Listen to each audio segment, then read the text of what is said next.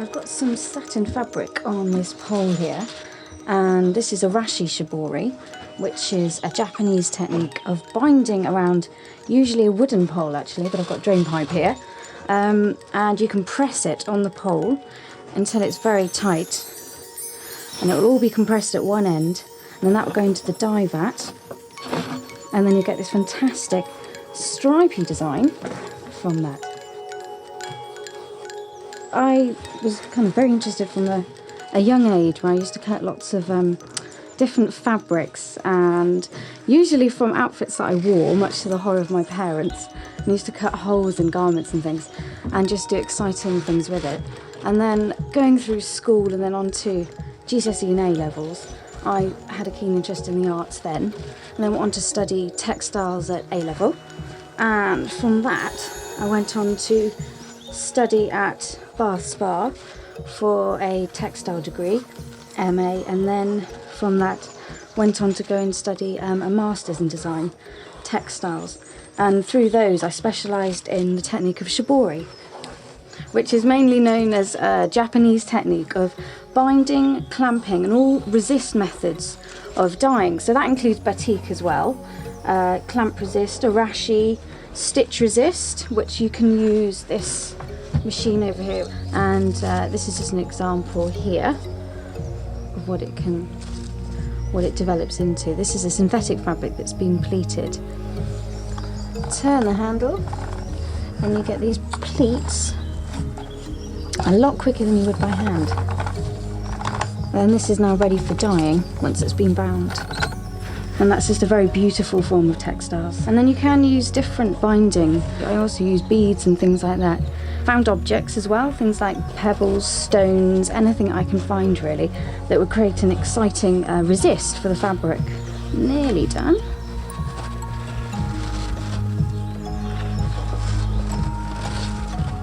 Here we are now. We have fully bound it onto the pole, and I'm going to compress it now to the bottom of the pole. And so we've got a series of tight folds and pleats in the fabric. The tighter the binding, the more contrast you'll get within the design. If you want a really great kind of startling design, is to have a really tight compression and binding. And that's now ready to go in the dye vat. Nice fresh spring water. And this just ensures that the dye fully immerses the fabric and gets into all those folds. This is the indigo dye vat. It really does stink. I'm just going to immerse this pole into there. And as you can see, it's a slightly green colour, almost yellow at the moment. And once we bring it out into the open air, it will develop into a deep blue. The dye vat, they say, is it's female, it's very temperamental like a woman, so you have to nurture it and keep it sweet, they say, so you really do have to look after it. That stays for about half an hour, depending on the depth of colours. Okay, the fabric's now ready to remove from the dye vat. Just pull it out. Now you can see it's a bright yellow-green there, and it is slowly turning blue in the light, and if we take it now outside,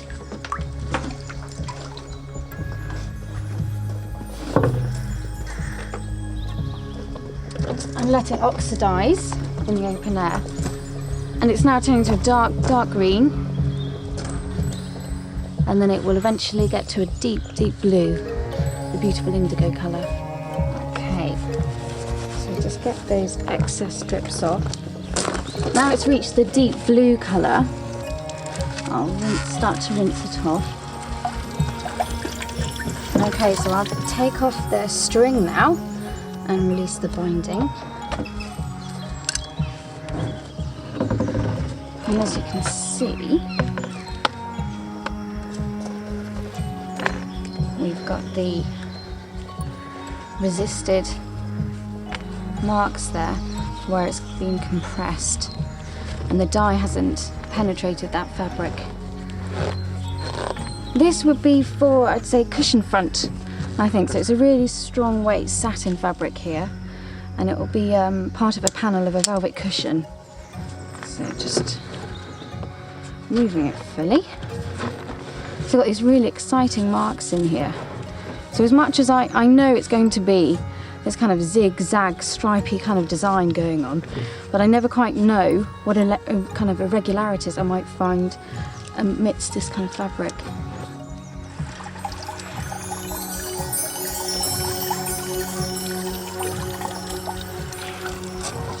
So I'll now air this on the line.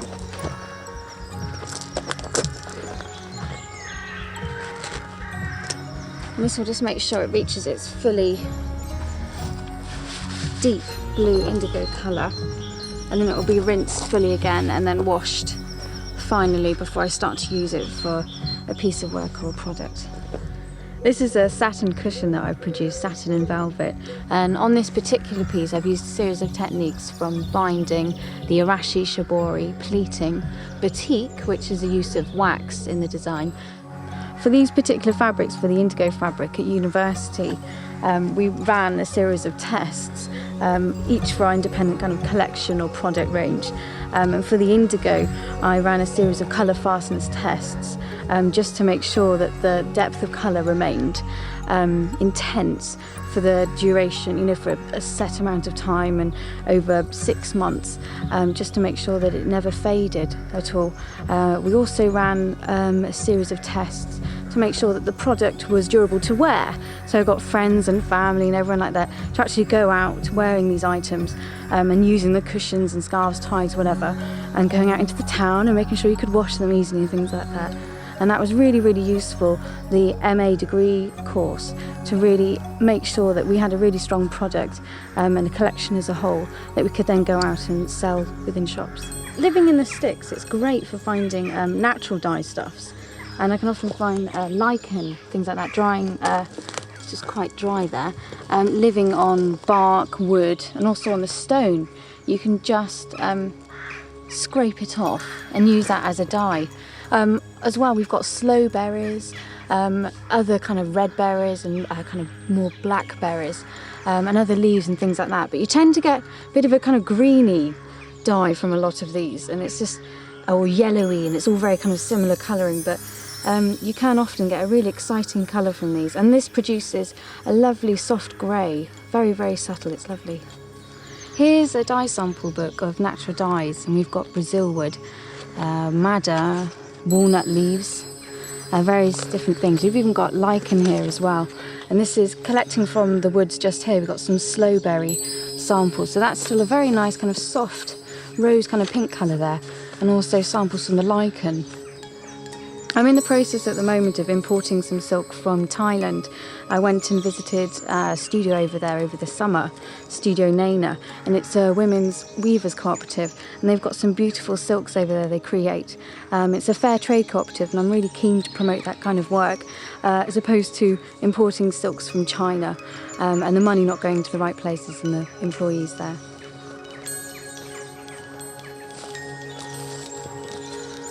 Here are some satin fabrics, and they've had a series of different techniques applied to them.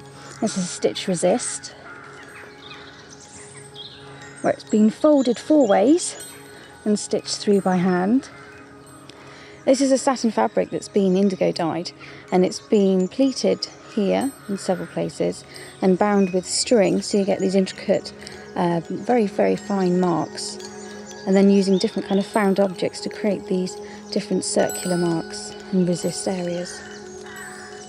This is a fabric, this is a synthetic fabric actually, that's been produced by the same kind of binding process, the shibori process, but it's been produced on a square pole, so you get this unusual kind of compression of pleats here, and then it's also been over-dyed in a dark, kind of black colour, and then on top of this lovely rust colour below.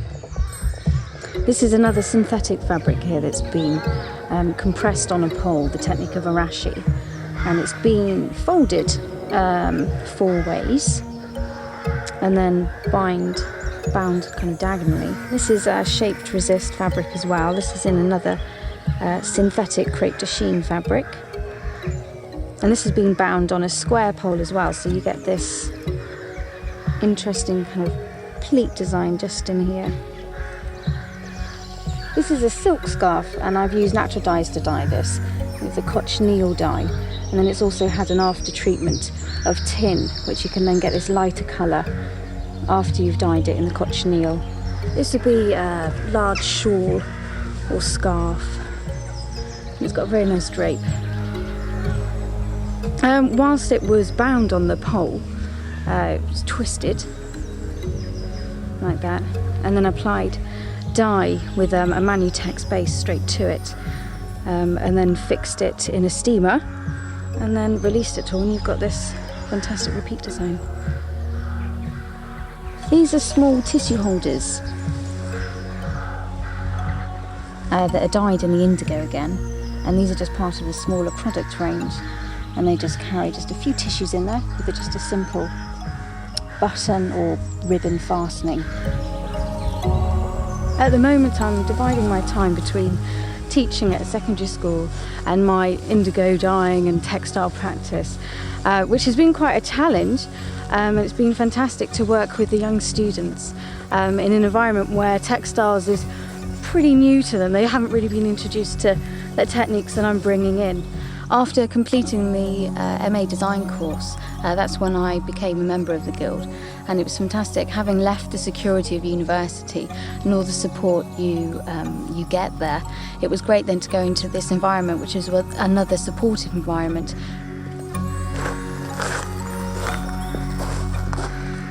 This is a rosewood silk screen that I produced with another Guild member, Matthew Tradgett, and it's made out of rosewood frame here, and this is a silk dupion which has been dyed with the Shibori technique arashi, and we've exhibited this at the Guild of Craftsmen exhibitions.